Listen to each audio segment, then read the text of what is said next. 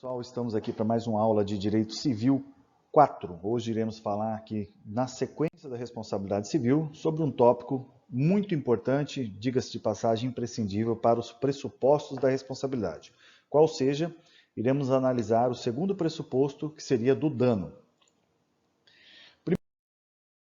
Primeiramente, dentro da responsabilidade civil, nós já trabalhamos a ação, na qual fizemos aí toda uma abordagem acerca das classificações, das modalidades de culpa.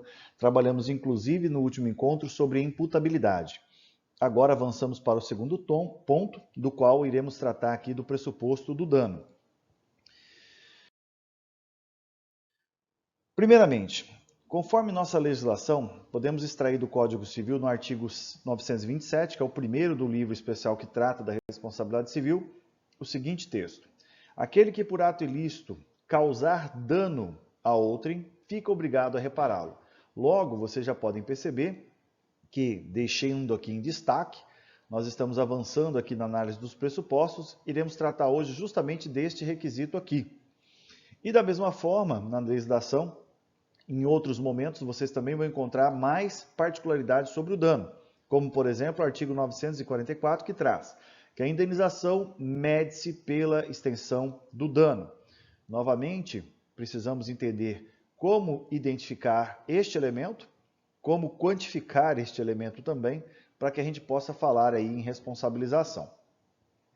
Avançando aqui dentro do assunto, a gente começa então a pensar nos conceitos que a doutrina traz sobre a questão do dano. A imagem ao fundo ela é proposital, na qual vocês estão vendo um para-brisa de um veículo quebrado, né? Logo já dá para se pensar aqui acerca de como se daria a reparação nesse contexto. Mas veja o que Silvio Venosa traz para nós enquanto conceituação, né, do elemento da responsabilidade civil. Temos que o dano consiste no prejuízo sofrido pelo agente. Pode ser individual ou coletivo, moral ou material, ou melhor ainda, econômico e não econômico. Partindo desse elemento, quando formos analisar os requisitos do dano, nós já vamos perceber que o alcance dele é um pouco maior. O alcance dele ele pode se dar de esferas diferentes também. Porque quando ele acrescenta o elemento não econômico, nós estamos pensando em outras espécies de dano que também seriam passíveis de ressarcimento, em que pese não haver ali um parâmetro econômico para mensuração. Continuando, podemos também trazer aqui, dentro do contexto da imagem, né, vocês estão vendo aqui ao fundo várias árvores cortadas, então já comecem a imaginar aí um prejuízo na ordem ambiental, né? Mas veja o que traz Maria Helena Diniz sobre o tema. O dano é um dos pressupostos da responsabilidade civil, visto que não poderá haver ação de indenização sem a existência de um prejuízo. Aqui nós estaríamos realmente diante de um cenário onde, por uma conclusão lógica, né, não haveria qualquer cabimento de uma ação onde a discussão seria a reparação civil, mas que eu não pudesse apresentar qual foi o prejuízo que a pessoa suportou. Logo, não há que se falar em uma ação se ela não tem sequer um objeto. Continuando, mas ainda na doutrina,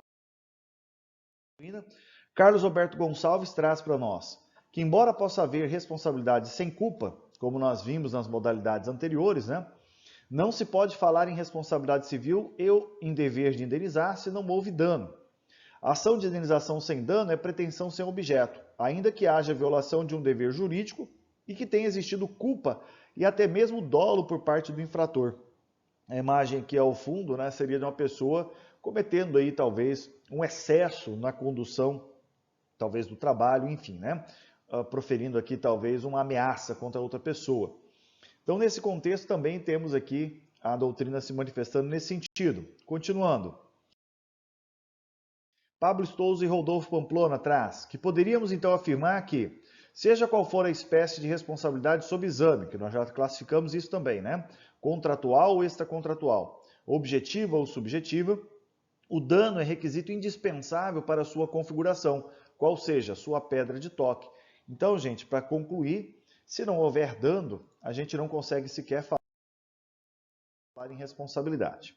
E para poder tratar do assunto, eu trago aqui para vocês um julgado, no qual apresenta, né, essa aplicação dos pressupostos da responsabilidade civil. Vamos ver aqui o texto.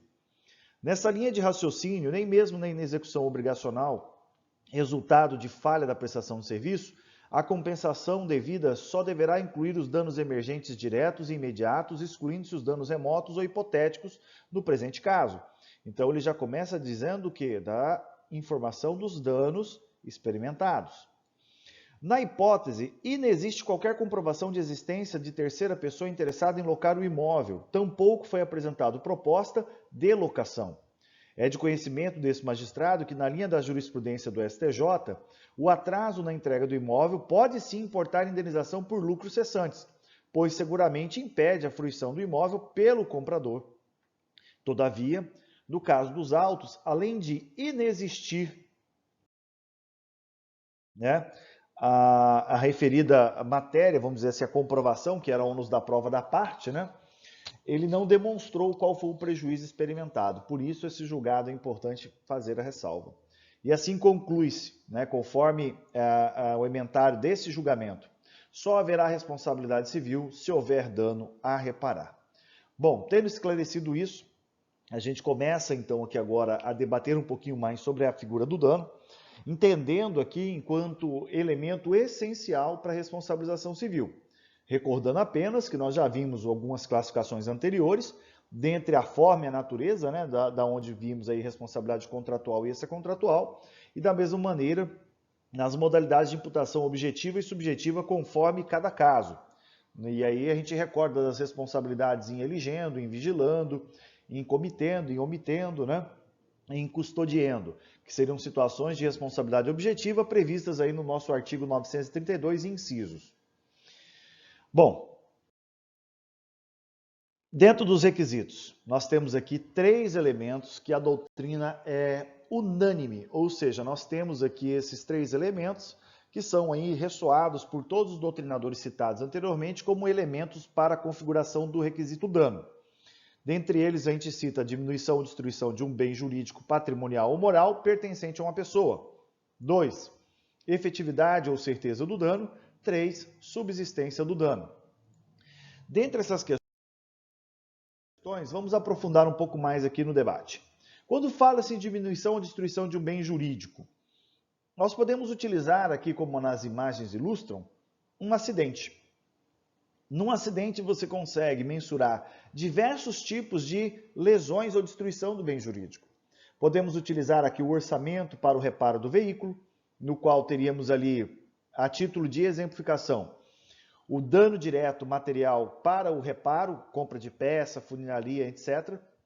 O dano negativo, como lucro cessante, uma vez que aquele carro ficando parado na oficina, gera para o proprietário uma despesa adicional com táxi, com motorista, ou talvez até com locação de outro veículo. Também podem ser repercussão desse mesmo incidente. Temos ainda a possibilidade do condutor ter se machucado, e aí por conta disso ter despesas hospitalares, despesas com tratamento, medicamento, fisioterapia, entre outras. Pode essa pessoa estar afastada da sua atividade profissional e por conta disso deixar de oferir renda, ou seja, lucro cessante também por conta desse afastamento. Tudo isso estaria caracterizando o elemento da diminuição ou destruição do bem jurídico enquanto um dos elementos caracterizadores do dano. Todavia, não é apenas este. Como nós vimos, temos mais alguns. Vamos avançar. Imagine aqui, então, alguém atropela uma pessoa. Os danos causados podem consistir na privação da vida da vítima. Se fosse assim, ela viesse a óbito, as partes legitimadas para pleitear reparação seriam os seus herdeiros diretos, tá ok?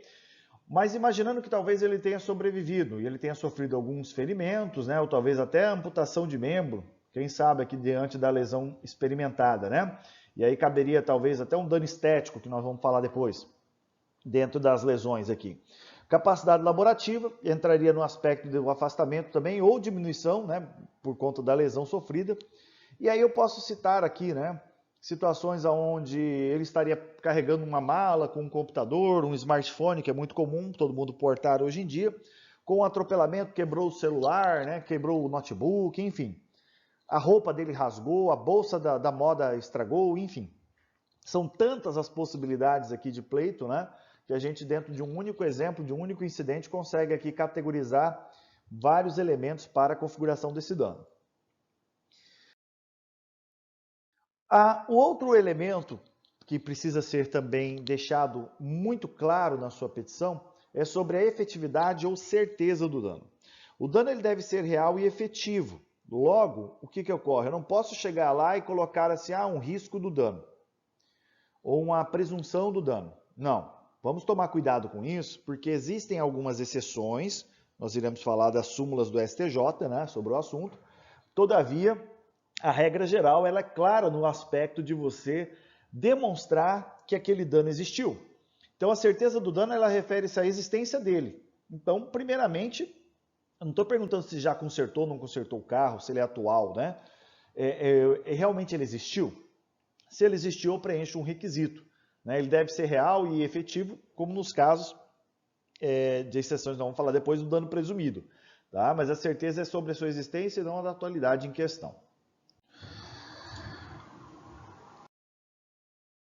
Vejam vocês, por exemplo, uma situação no ambiente de trabalho. Imagine aqui que uma pessoa, né, vítima de lesão corporal, num acidente de trânsito, perde ali talvez um braço. Isso vai diminuir a capacidade dela em trabalhar, né?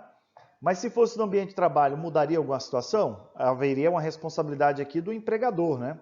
Vejam vocês a habilidade desse açougueiro em cortar a carne na serra de fita, né? Aqui ele está praticando, né, um tanto quanto irresponsavelmente a sua atividade, porque ele deveria estar seguindo algumas normas de segurança que são previstas, além de EPIs suficientes para poder prevenir, né? Imagina que agora ele errar essa passada e a mão dele ou o braço dele sair fora, né? Aí fica aquela dúvida, como é que fica? A empresa vai responder, né? O que geralmente acaba acontecendo, né?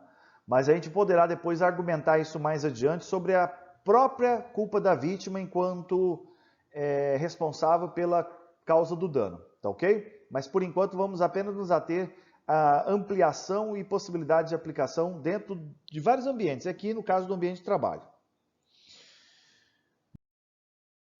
Bom, o terceiro elemento que precisa ser vinculado seria a subsistência do dano. Porque o que ocorre?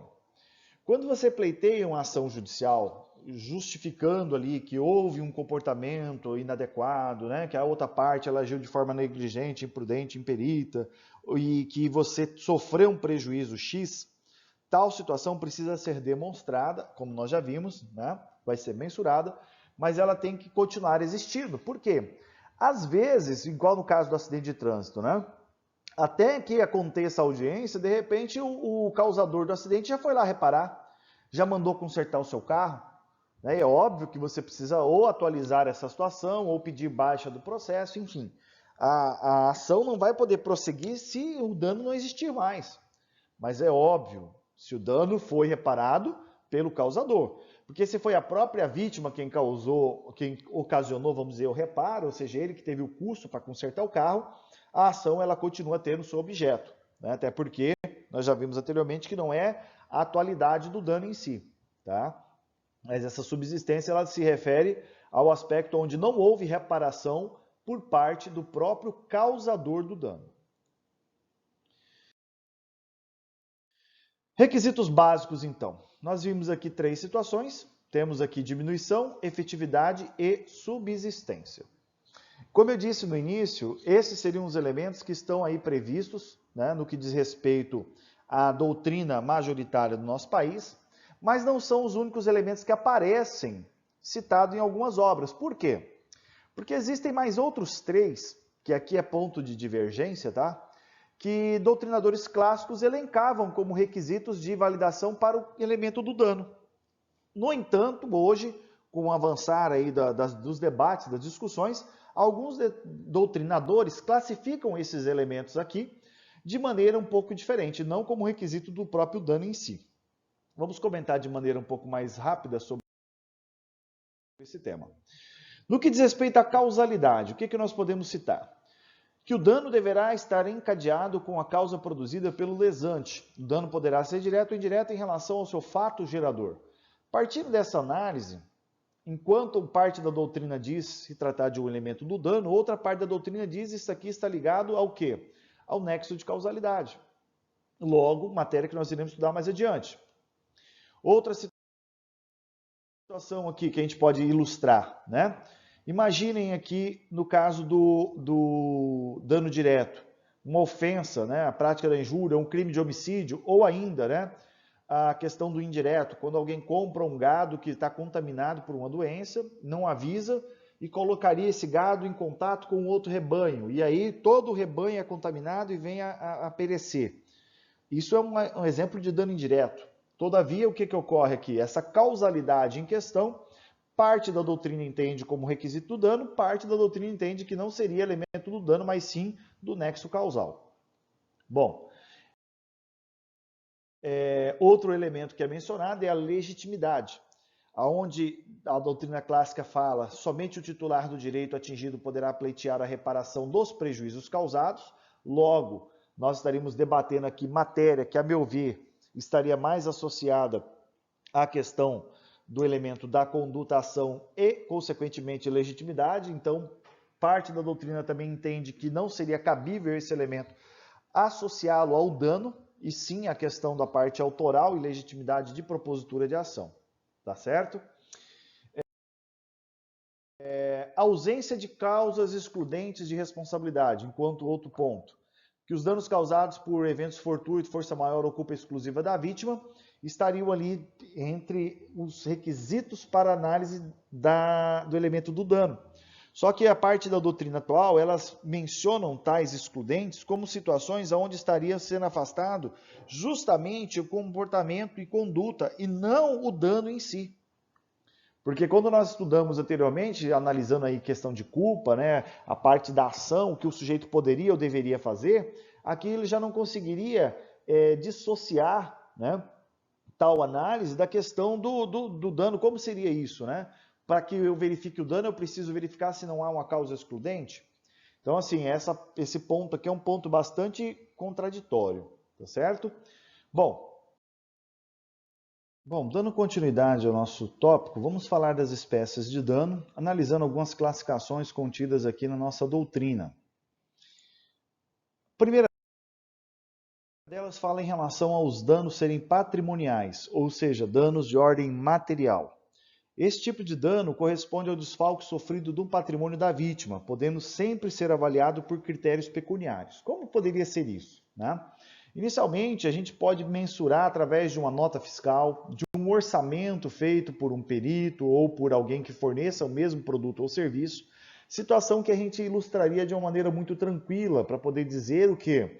Que a diminuição patrimonial experimentada pela vítima foi de X reais com base nesse critério apresentado.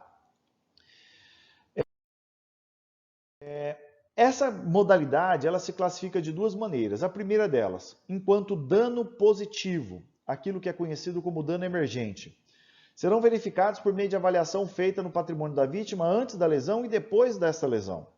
Então, essa diferença que é apurada, ela é o correspondente ao seu dano emergente. Então, daquilo que a vítima efetivamente perdeu em título de danos patrimoniais, eu consigo apresentar por meio de um orçamento, nota fiscal, né, e o momento anterior e o momento posterior. Ou seja, antes do comportamento tratado como ilícito e após o comportamento tratado como ilícito, qual foi o resultado gerado desta situação. Outra possibilidade seria do dano negativo, ou seja, aquilo que nós conhecemos como lucros cessantes. O dano causado ao patrimônio do sujeito poderá acarretar consequências futuras, por exemplo, o impedimento à percepção de ganhos de lucros. Logo, nessa situação, o sujeito está deixando de ganhar, né? E o deixar de ganhar é complicado, né? Como é que você prova isso?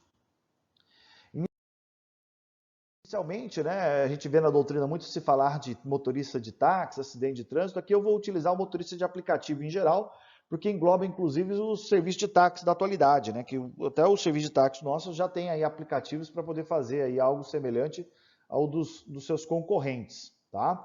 Então imaginem vocês aqui que num cenário desse a pessoa estaria ali trabalhando com o seu veículo e por consequência de um acidente, né, ou seja, alguém invadiu ali uma preferencial, um semáforo vermelho, enfim, bate no carro desse motorista e esse motorista vai ficar impedido de trabalhar. Ou seja, não é aqui uma mera possibilidade de ganho, não. Realmente, ele ficou sem a ferramenta de trabalho.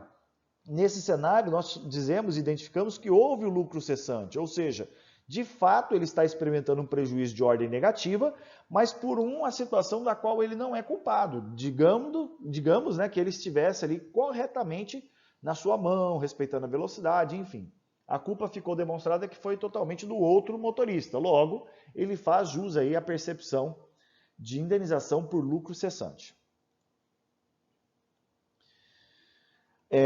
Essa calculadora, gente, eu coloquei aqui porque eu lembrei de uma outra situação, né? E as imagens elas servem para isso. Imaginem vocês o seguinte, como é que eu calcularia tudo isso? Eu quis utilizar aqui o aplicativo por um fator métrico, né, de prova. Porque vocês já viram na parte processual civil que quem alega tem que provar, enquanto elemento essencial aí do que diz respeito à distribuição dinâmica do ônus da prova. Logo, se você está pleiteando lucro cessante, a primeira indagação que vai surgir é como você chegou a esse resultado? Como você apurou esse quantum devido? De que maneira você chegou a esse montante pecuniário que agora você pleiteia a título de lucro cessante? Bom, se eu utilizo de um aplicativo, o aplicativo ele vai ter todo o histórico de corridas do sujeito. E aqui fica muito tranquilo de você tirar médias semanais, mensais, e se ele tiver muito tempo trabalhando no setor, você consegue fazer uma média mês aí, né? Saber exatamente períodos, horários, enfim.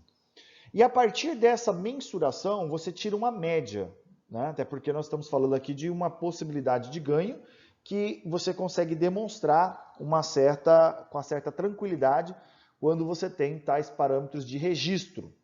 De maneira diversa, né, seria você trabalhar no modelo antigo, né, onde você estava rodando com um carro na rua, o caso do táxi, né, e o bandeira 1, bandeira 2 que você aciona ali só fica registrado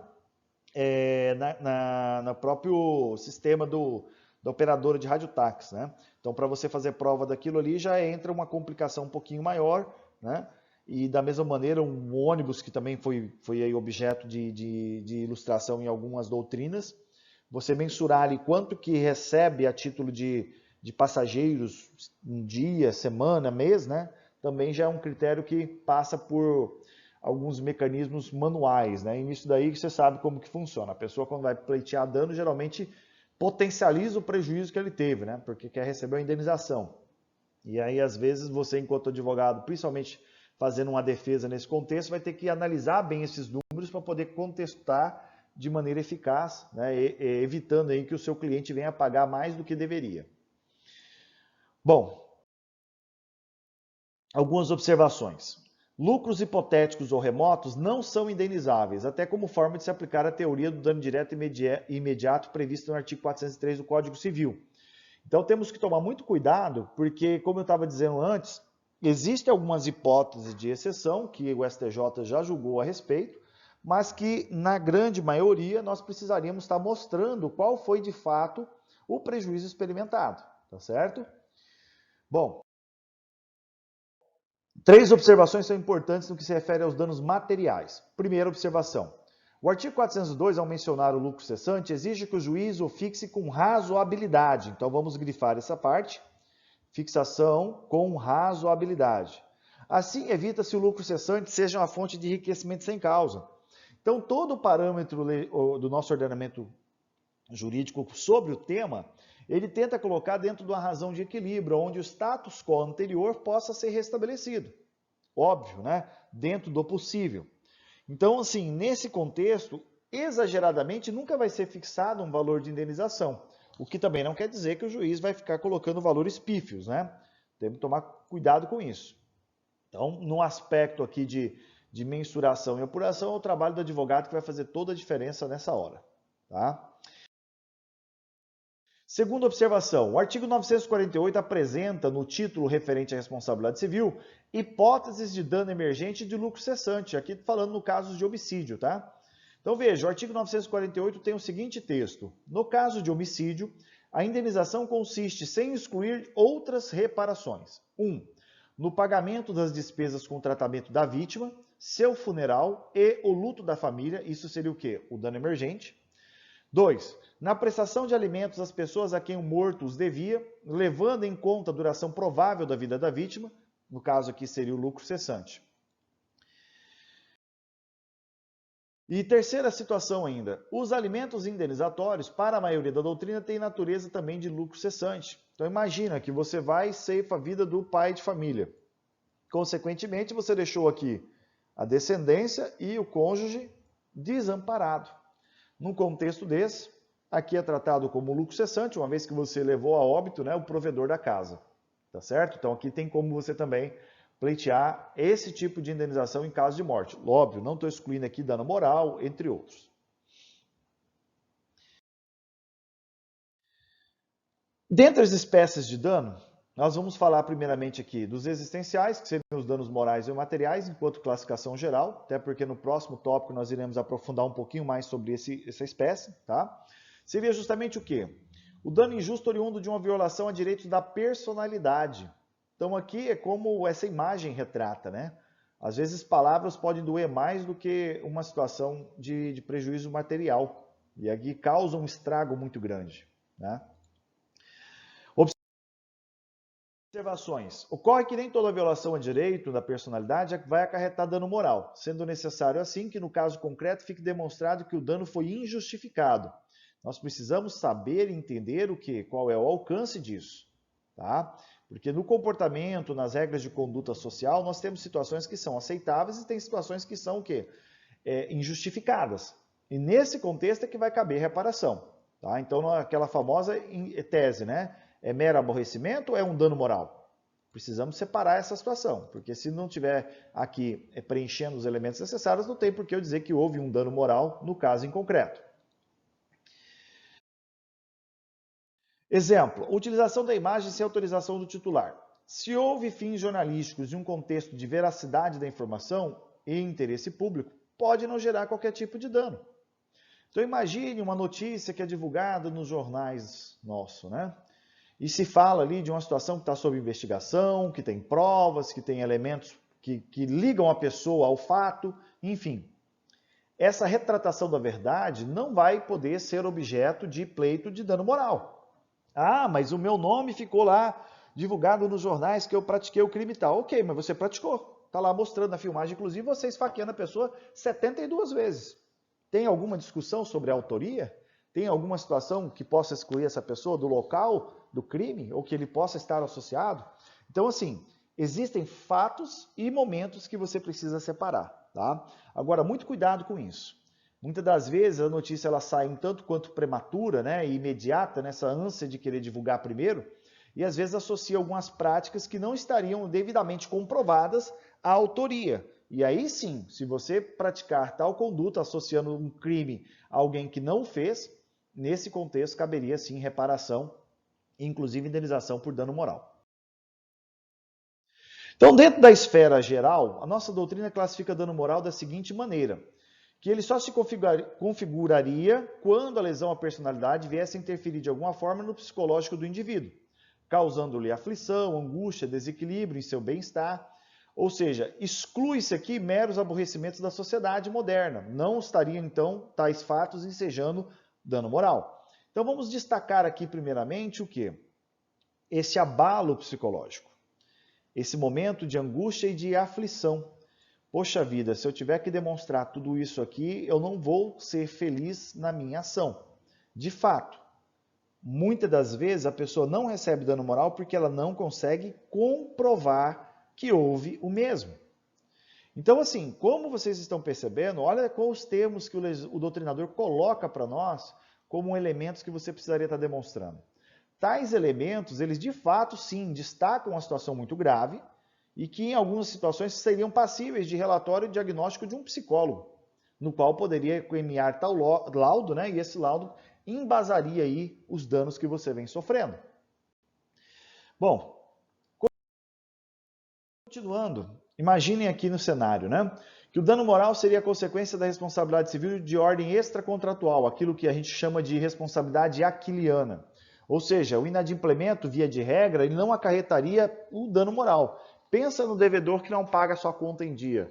O fato dele estar deixando de cumprir com a obrigação, por si só, não é motivo de dano moral. A pessoa do credor, ele vai ter que entrar com a competente ação de responsabilização para pleitear a reparação do dano. Qual dano seria? O pagamento, com juros, correção, multa, o que mais tivesse associado àquele vínculo contratual do qual ele possui com o devedor. Mas aqui, falar em dano moral, sem maiores elementos de comprovação, seria um tanto quanto arriscado. Algumas exceções, tá? Então aqui nós vamos adentrar em umas súmulas que o STJ já destacou para algumas possibilidades nas quais, né, haveria aí um aspecto de reconhecimento de dano moral. Então vamos lá. Excepcionalmente, a doutrina e o STJ aceitam que o inadimplemento venha a ensejar dano moral desde que comprovado que aquele inadimplemento tenha causado desequilíbrio no bem-estar do credor. Então, tem o que, primeiramente?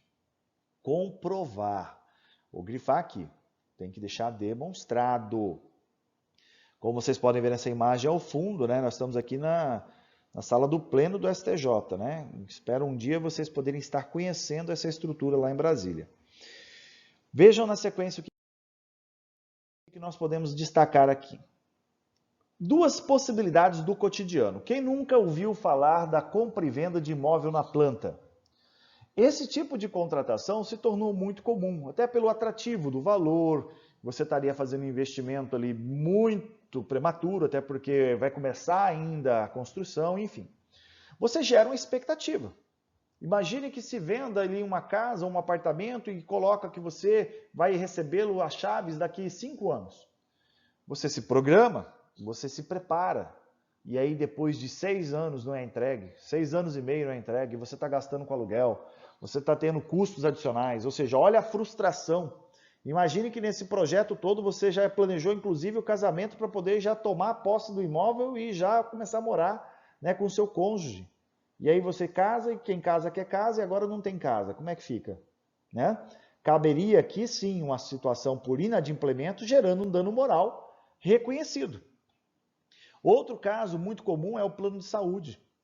Muitos hoje têm acesso a um plano de saúde, mas o que leva às vezes a uma certa frustração é você pagar o plano de saúde ao longo de meses e quando você mais precisar dele, ele não estar disponível para atender o tratamento que você precisa.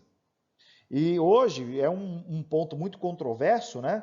Justamente pelo fato de que existe aí dentro da regulação algumas imposições que são feitas aos planos de saúde para colocar como critério mínimo de atendimento. Enfim, resumindo aqui a situação, você também poderá, em caso de inadimplemento do plano de saúde, dependendo do contexto, pleitear aqui uma reparação também pelo inadimplemento a título de dano moral.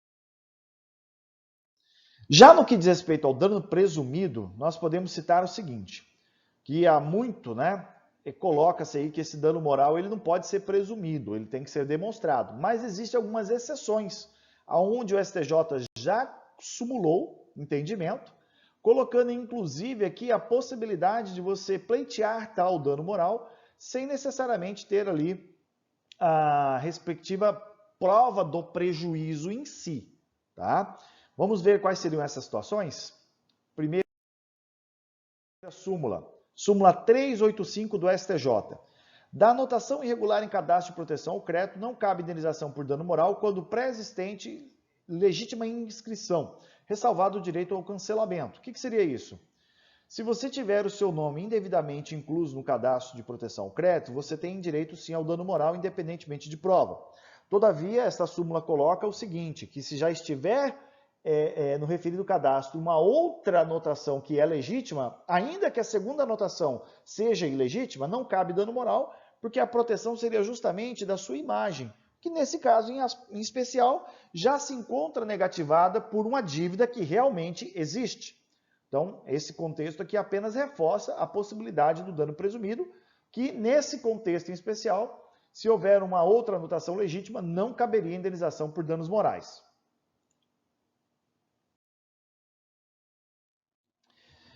Continuando, temos a súmula 388, onde traz que a simples devolução indevida de cheque caracteriza dano moral, independentemente de prova do prejuízo sofrido pela vítima, ou seja, a pessoa tem saldo na conta, emite um título de pagamento à vista, como é o cheque, E ao ser levado ao sistema de processamento do banco, o banco, de forma indevida, mete um carimbão lá, né? E devolve esse cheque alegando que não tem fundos. Pessoal, aqui não precisa nem entrar muito a fundo na história, né? Se tem saldo na conta e o cheque foi devolvido de maneira indevida, o dano moral já está caracterizado e vai ser calculado aí com base na sua argumentação enquanto profissional. A última aqui para finalizar, a súmula 403 traz que, independe de prova do prejuízo, a indenização pela publicação não autorizada da imagem de pessoa com fins econômicos ou comerciais. Então, veja bem, é muito comum a pessoa fazer um contrato de uso de imagem por 6 meses, por 1 ano, por uma determinada campanha publicitária. A pessoa é paga por isso, né? E ao longo desse período, a empresa resolve ampliar o prazo da campanha sem renegociar o contrato. Então, é algo complicado, né? Porque ela está explorando economicamente a pessoa, ou seja, usando ali a imagem da pessoa, sem a devida autorização, consentimento ou remuneração. Aqui também, para esse caso, o STJ entende que já é presumido o dano para estas situações. Bom, a gente para por aqui. Nosso próximo tópico, nós iremos abordar um pouquinho sobre dano coletivo, no dano moral, e alguns outros procedimentos para qualificação das espécies de dano previsto no nosso ordenamento jurídico. Não deixem de ler o material de leitura complementar e fazer as questões de fixação deixadas à disposição de vocês. Bons estudos e até o próximo encontro.